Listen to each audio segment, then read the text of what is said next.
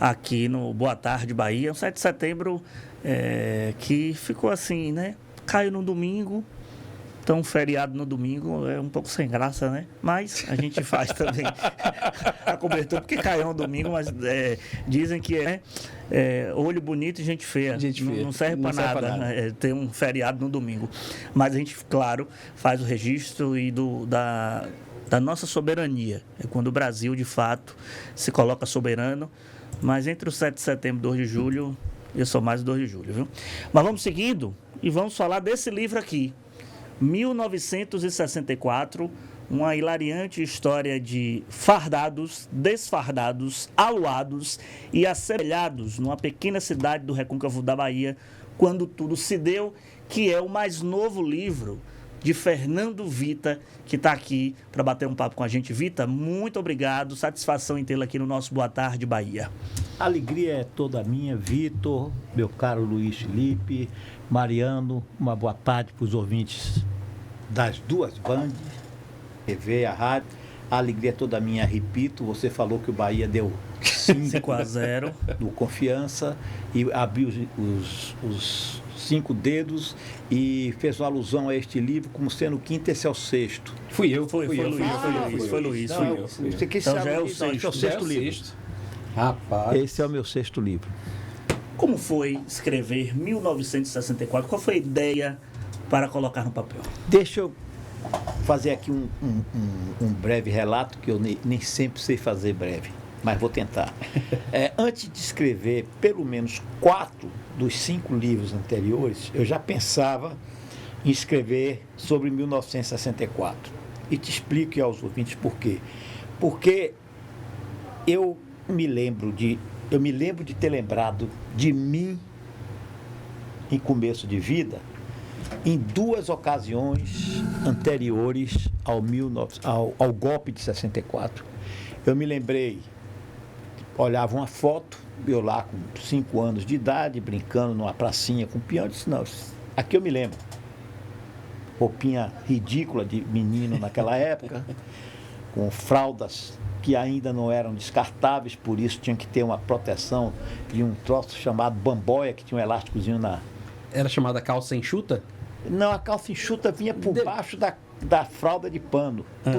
Por baixo da fralda de pano. Por cima da fralda de pano, né? Por cima da fralda de pano. Isso. E por baixo da fralda protetora, você tinha a bamboia, que era uma roupa assim meio ridícula, que a gente usava até 6, 7 anos de idade. Tinha um elásticozinho amarrado na perna para evitar incidentes, digamos assim, contornáveis em pessoas de baixa idade ou de tão velha idade como eu estou me encaminhando para chegar. Quase um traje de sans-culotte. Exatamente, mas muito bem lembrado. É traje de sans-culotte. E me lembro dessa foto, me traz a uma realidade de lembrança. Depois disso eu vou lembrar, em 54, eu nasci em 48, portanto tinha 6 anos, de quando Getúlio se matou. E que de repente, eu ali brincando na porta de casa, com um carrinho desses de puxar, e 3 professoras correm, era o 24 de agosto, para dizer, olha, agoniadas, morreu Getúlio, e aquele corre-corre todo, porque precisava interromper os ensaios das bandas marciais que desfilariam no 7 de setembro. Então, morreu Getúlio para o Brasil, né? E a gente, naquele tempo, sabia das coisas pelo rádio. Lá em Todavia, que é a minha cidade imaginária, você só sabia das coisas pelo rádio. O rádio deu, você sabe. O rádio não deu, você vai saber bem depois. E aí, morte de Getúlio me ficou muito marcada, porque na minha casa, como na casa de milhões de brasileiros, o retrato do velho estava na parede ao lado de Cristo, de Nossa Senhora, de seu pai, de sua mãe. Tanto que tem um jingle famoso, né? Bota o retrato do velho outra vez, bota no mesmo lugar, né? Tinha um jingle desse de Getúlio. Então, quando falaram morreu Getúlio, eu nos meus 6 anos de idade, a primeira lembrança é aquele cara que está lá na minha sala, na sala de visita de minha casa. E lá permaneceu por muitos e muitos anos. Meus pais não eram absolutamente getulistas, mas a foto de Getúlio ficou lá há muito tempo. com um acréscimo, uma tarja de luto Olha. atada de baixo. Bom, depois disso, 54, 10 anos depois, o golpe de 1964 já me pega um pouquinho mais taludo. Eu estou aí com Adolescente. 14 anos de idade. Então, é o terceiro fato, né, que eu tenho guardado na minha memória como um fato, digamos, historicamente memorável. Para o bem, para o mal, o tempo veio a julgar que aquele golpe foi uma miséria para o Brasil, porque um camarada como eu, que na época tinha 14 anos, esperei mais 21 anos para poder vir votar para presidente. 35. A geração do nosso Vitor, quanto a sua, não a do Mariano, votou com 16 anos. Sim. Eu Sim. vinha votar com 18 e assim mesmo treinei votar pelos métodos mais precários por anos a fio, votando para prefeito, vereador, deputado e acompanhando como jornalista eleições absolutamente inconfiáveis, onde o mapismo corria solto. Eu ia para o Fórum Rui Barbosa acompanhar as votações para o jornal que eu trabalhava, no meio de cabos eleitorais, candidatos, puxa-sacos, jornalistas no meio, pegando aqueles mapas, você não podia levar, não. Você ficava ali copiando urna tal, urna qual. Quer dizer, um negócio absurdo. Que era apuração em cédula, né? Era da urna operação de... voto a voto. Voto a voto, cédula a apuração cédula. no bico de pena. Então, claro, eu pude testemunhar situações as mais inacreditáveis possíveis nesse tempo. Então, esses fatos juntos e mais agregados a 21 anos de torturas, censura, perseguições políticas, prisões, mortes, desaparecimentos misteriosos, tudo isso compôs um cenário que ficava me instigando, como que uma moscazinha zumbindo na cabeça, escreve sobre isso, escreve sobre isso. E 4 livros se passaram até que no outono de 22, eu comecei a escrever o 1964. E de que forma?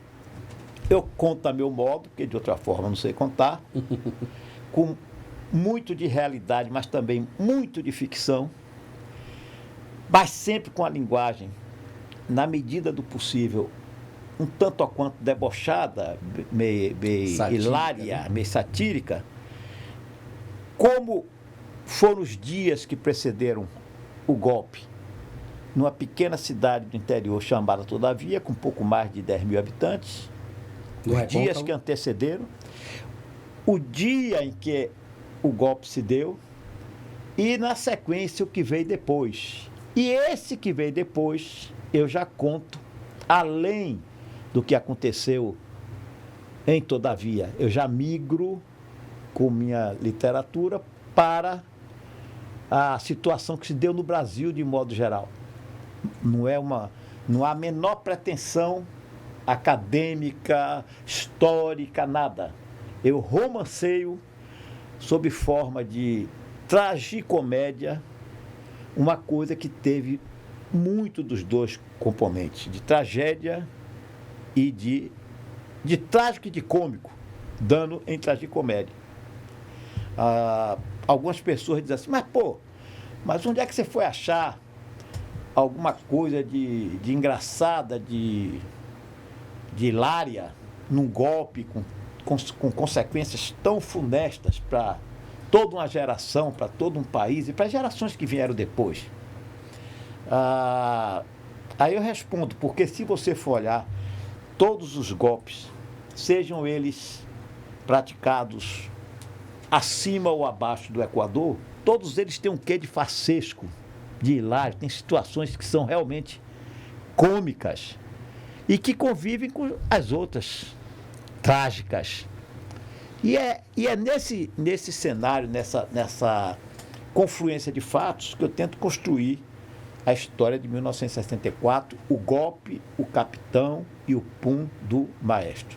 Sendo o pum do maestro o epílogo, sem dar spoiler.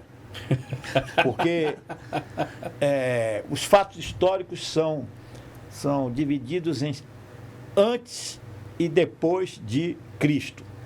A era tal antes de Cristo, a era tal depois de Cristo. Né? Para nos situar melhor no tempo. No caso deste meu novo livro, eu criei a figura da AP, antes do pum e depois do pum, que é o pum do maestro, obviamente. Agora, o lançamento, esta semana, dia 11 de setembro, não é isso? O livro já foi lançado no Brasil, foi o primeiro livro meu que teve pré-vendas pela Amazon, desde o que, Jesus, meados de inícios de agosto. Certo. A Amazon começou a fazer pré-venda e tal, depois começou a vender, foi chegando nas livrarias do Brasil, e aqui na Bahia nós vamos ter uma noite de autógrafo na quinta-feira desta agora, a partir das 18 horas, na livraria Escariz do Shopping Barra. Segundo piso. Segundo piso, exatamente. Que é uma livraria muitíssimo interessante. Eu já tinha feito lá, a pedido da editora, o lançamento do meu livro anterior, Desirê. E agora, esse também vai ser lá. Eu vou fazer uma pergunta aqui, e aí quem já leu as outras obras vai dizer, nossa, que ignorância, mas seria bacana. De minha parte, é uma obrigação lhe perguntar, qual a relação entre as obras que você escreveu, uma vez que a busca é sempre a mesma, é tentar transcrever para as pessoas o que aconteceu no mundo sob o seu olhar, mas de um jeito bem-humorado, satírico? Eu diria que... Meu Deus, como eu explico? Eu diria que é uma deformação, talvez. Porque eu costumo dizer, e sempre fui assim, claro, eu vou tratar assuntos sérios com muita seriedade, mas eu sempre consegui enxergar um viés de humor, de alguma coisa sátira, engraçada, até em velórios. Até em velórios. Se você vai com um olhar atento para determinadas situações, você sempre acha que tem alguma coisa que não está 100% encaixada naquele universo de dor, de sentimento. Sei lá, é um choro forçado, um sentimento assim muito exacerbado, notadamente se as viúvas são bonitas.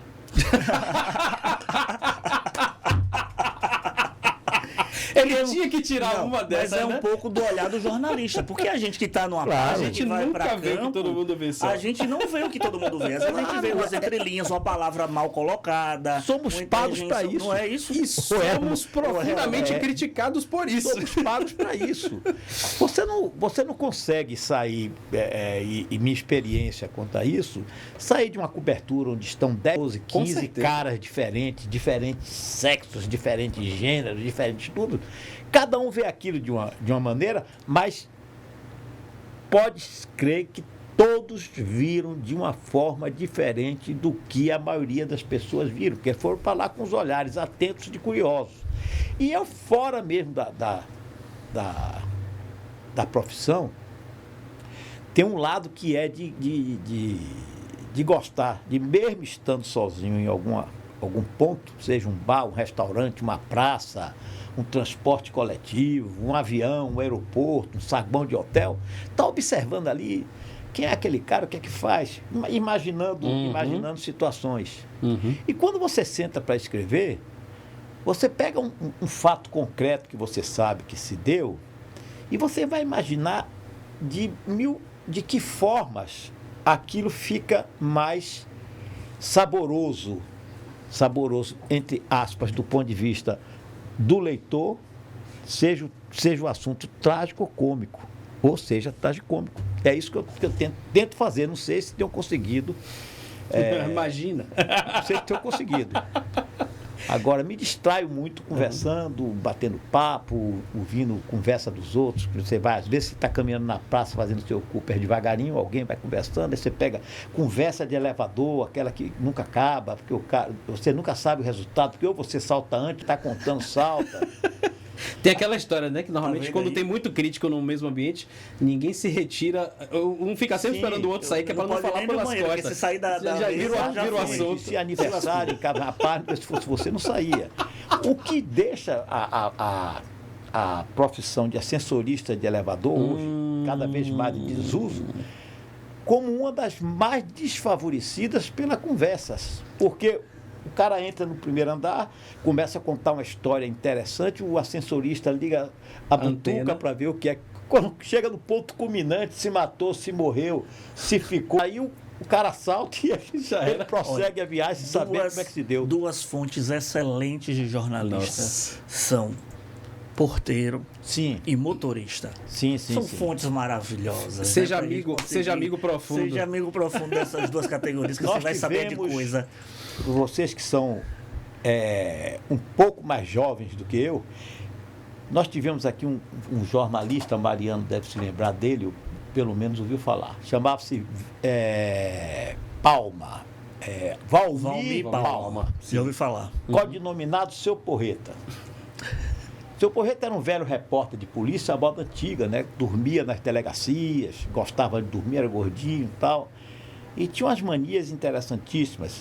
Valmir Palma só bebia cerveja quente, Uau! só. Ele chegava no bar, me veja uma Brahma, casca escuro, quente.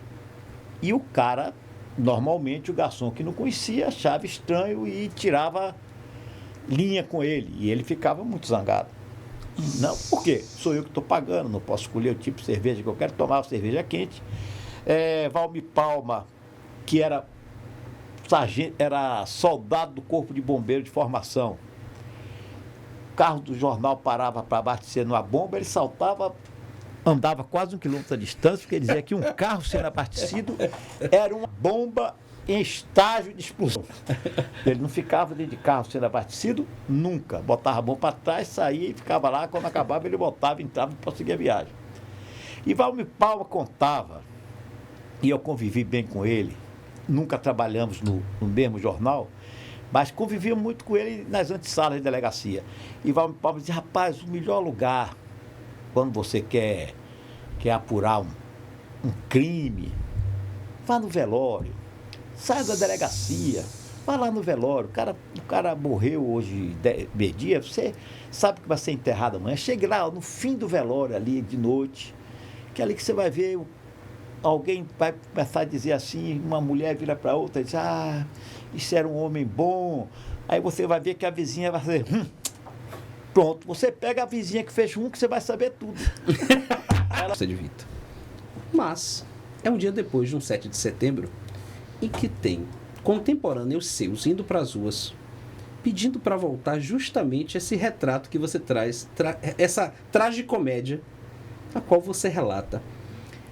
Você consegue definir o sentimento? Porque assim, eu não vivi isso. Eu sou de 81. Eu não vivi 64. Eu sou de 92, né? Vita de 92, Eu tenho 10 anos mais Eu jovem. já estava na égide da democracia. A gente tem um olhar tão crítico e ao mesmo tempo tão... Eu me envergonho daquilo lá, porque apesar de ter nascido depois, eu sou parte da humanidade. Então eu tenho responsabilidade sobre isso. Eu penso assim. Como é que você consegue descrever isso? Por exemplo, olhar na televisão uma bandeira dos Estados Unidos hasteada na Avenida Paulista, gigante. Pois é,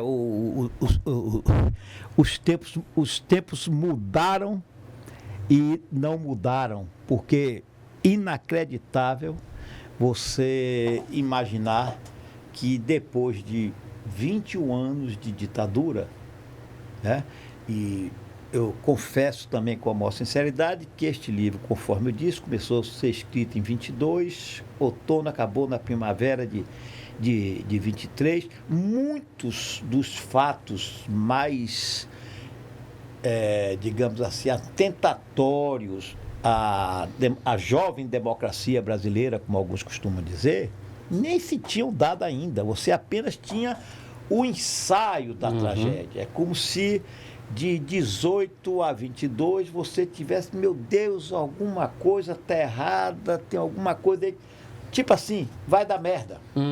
Alguma coisa aí não tá muito afinada com... principalmente para nós que tínhamos vivido todo um período muito duro, né? De 21 anos, repito. Bom, a gente foi acompanhando essas coisas até chegarmos, voltando à pergunta que você fez, ao dia de ontem, onde você viu uma bandeira americana cobrir quase metade do leito da avenida. Bandeira americana que nos meus tempos de juventude era queimada porque nós achávamos que o nosso Brasil era vítima atroz, e era, do imperialismo yankee ou americano. Para vocês terem uma ideia, o golpe de 64, esse que eu conto aí sob forma de tragicomédia, os Estados Unidos tiveram ampla participação na preparação, no financiamento e na sustentação do golpe, porque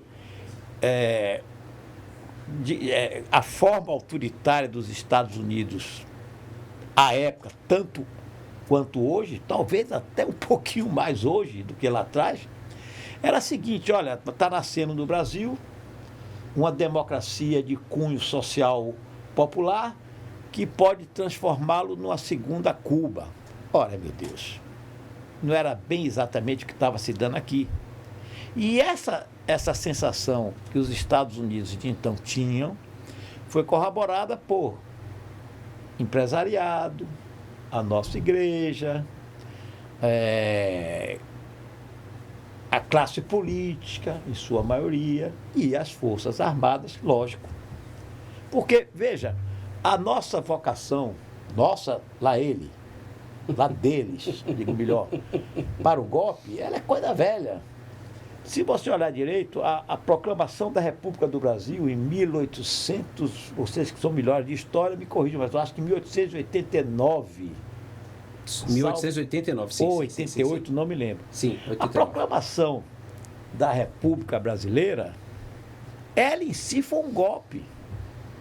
Depois o imperador, né, deu-se posse ao Marechal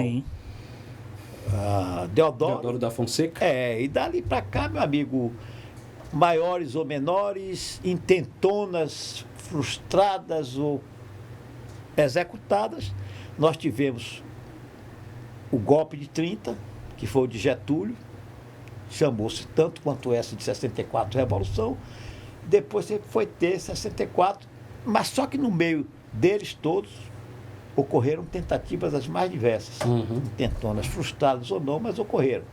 Então, a gente imaginava que depois desse currículo histórico, desse prontuário histórico, o Brasil nunca mais na vida, né, sonhasse em chegar à situação que nós tivemos na beirinha para chegar. Mas foi, como dizem os locutores esportivos, foi por pouco, muito pouco mesmo, que a bola não entrou. Fernando Vitor, queria lhe agradecer a disponibilidade de ter vindo aqui no nosso Boa Tarde Bahia. Você vai retornar aqui para a gente contar mais as suas vivências da política do nosso estado como repórter, como secretário, como conselheiro do Tribunal de Contas, porque você é uma enciclopédia viva desse processo da redemocratização, principalmente para cá. Eu estou sempre à disposição de vocês, gosto muito de vir aqui na Band, onde tenho caros e queridos amigos, e conversar é também o ofício de nós, jornalistas. Vocês não fazem outra coisa aqui o dia inteiro. Conversar, apurar e levar a melhor forma.